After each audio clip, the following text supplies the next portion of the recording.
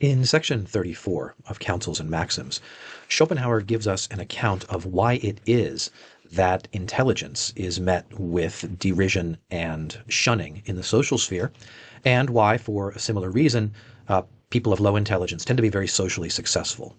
He also does a little bit of amateur psychologizing, analyzing the sort of deep, unconscious causes of this social fact about intelligence and stupidity. And he makes, towards the end, some perhaps controversial remarks about women and beauty and the ways in which women judge each other in a social sphere. So here's what he writes.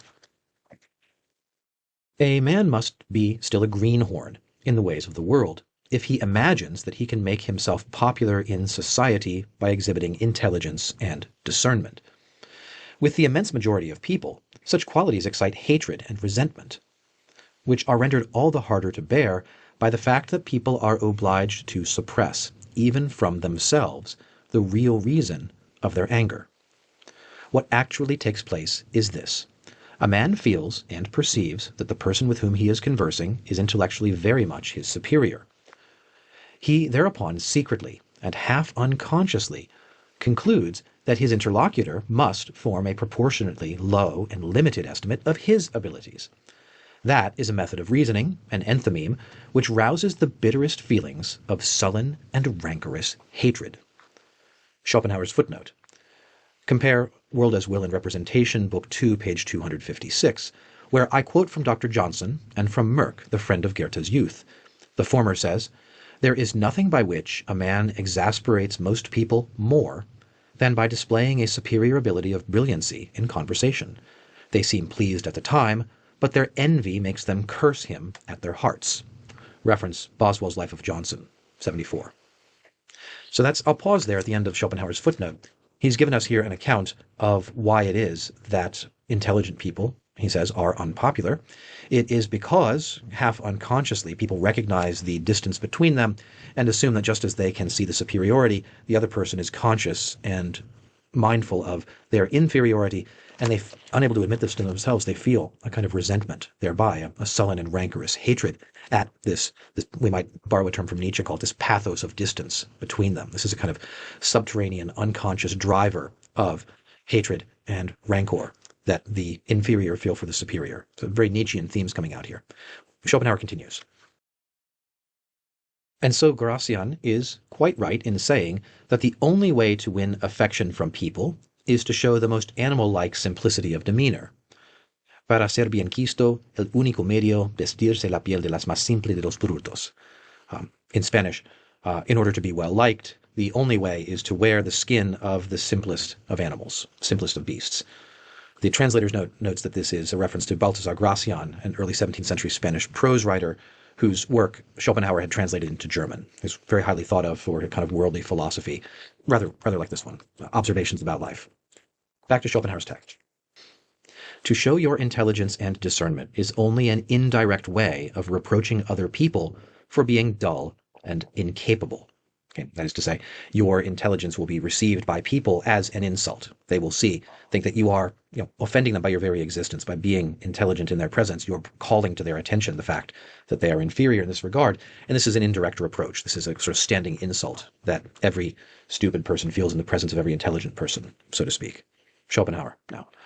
And besides, it is natural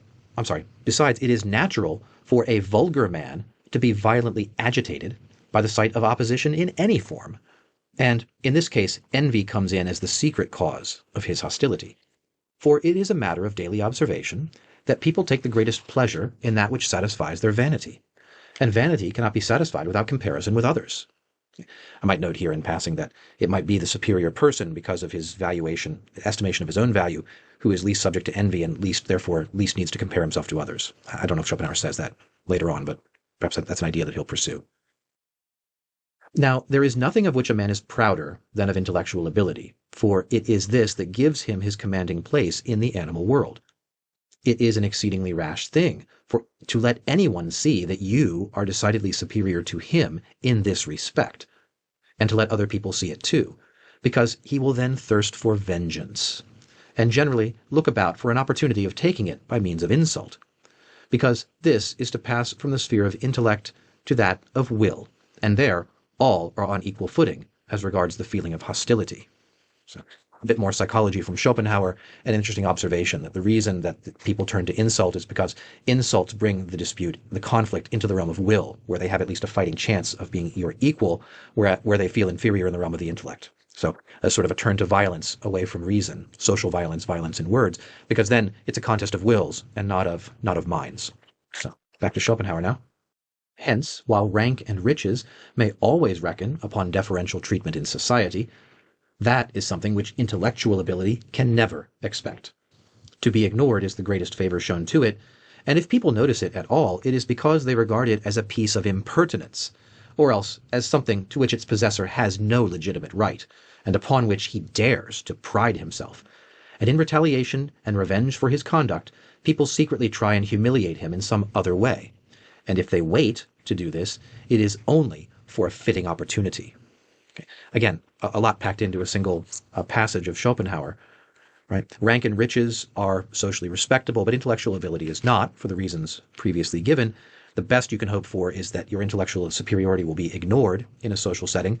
If people do notice it, they either regard it as impertinence or as something that doesn't really belong to you. I'm reminded here of something from John Rawls, the treatment of intellectual gifts as being a thing that doesn't really belong to you. You don't, in a sense, in Rawls' theory of justice, you're not really morally entitled to the benefits that your intellectual gifts would bring you. They are, in a sense, the common property of all mankind because you didn't do anything to achieve them. What you think is yours is not genuinely yours.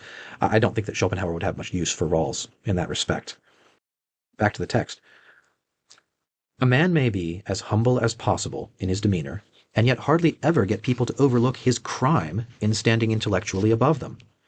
In The Garden of Roses, Sadi makes the remark, "You should know that foolish people are 100-fold more averse to meeting the wise than the wise are indisposed for the company of the foolish."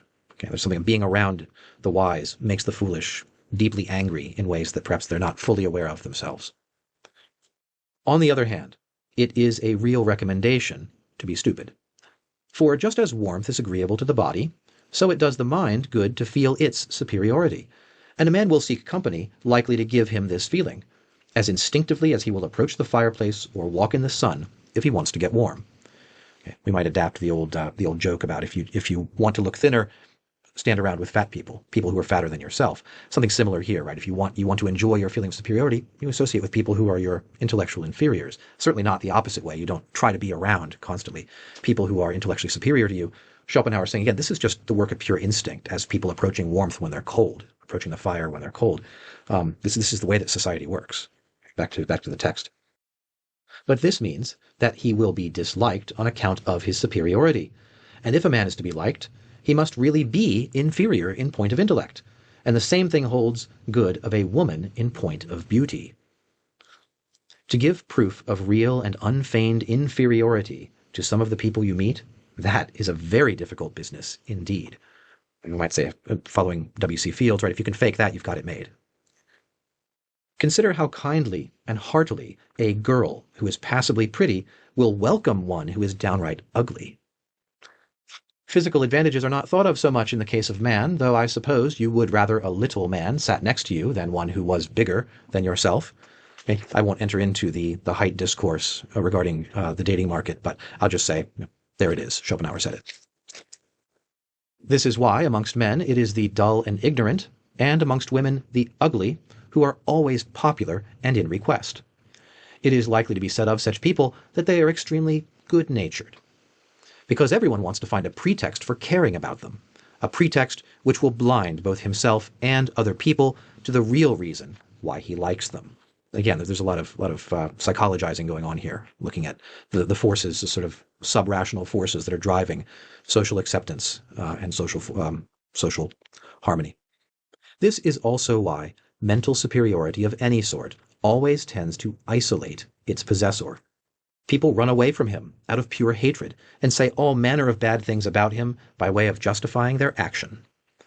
Schopenhauer's footnote. If you desire to get on in the world, friends and acquaintances are by far the best passport to fortune. The possession of a great deal of ability makes a man proud, and therefore not apt to flatter those who have very little, and from whom on that account the possession of great ability should be carefully concealed. The consciousness of small intellectual power has just the opposite effect, and is very compatible with a humble, affable, and companionable nature, and with respect for what is mean and wretched. This is why an inferior sort of man has so many people to befriend and encourage him. These remarks are applicable not only to advancement in political life, but to all competition for places of honor and dignity, nay, even for reputation in the world of science, literature, and art. In learned societies, for example, mediocrity, that very acceptable quality, is always to the fore, whilst merit meets with tardy recognition, or with none at all. So it is in everything. And that might be the most Schopenhauerian footnote we've come across yet. Plainly autobiographical, if you know a little bit about Schopenhauer's life, living much of the first part of it anyway, in the shadow of Hegel's fame, thinking Hegel to be a charlatan himself, Schopenhauer achieving maybe only very late in his life the kind of recognition that I think he felt he deserved for his intellectual merit. So there's a long footnote about the way society works, right? It helps to have friends and acquaintances to get on in the world, but people of superior intellect are, by their very nature, disinclined to flatter people and to be friendly. We find just the inverse is the case with people of low intellectual ability. Because they have more to gain by associating with other people, they're much more naturally affable and friendly, and therefore we expect to find all social institutions dominated by mediocrity as this sort of natural fact about human sociability works its way out. So the genius will necessarily be isolated, unpopular, unsociable, and we might also say kind of acerbic and cynical, as the man himself here is. So back to the main text. Beauty, in the case of women, has a similar effect. Very pretty girls have no friends of their own sex, and they even find it hard to get another girl to keep them company. A handsome woman should always avoid applying for a position as companion, because the moment she enters the room, her prospective mistress will scowl at her beauty as a piece of folly, with which, both for her own and for her daughter's sake, she can very well dispense. But if the girl has advantages of rank, the case is very different, because rank, unlike personal qualities which work by the force of mere contrast, produces its effect by a process of reflection, much in the same way as the particular hue of a person's complexion depends upon the prevailing tone of his immediate surroundings. That's the end of this section.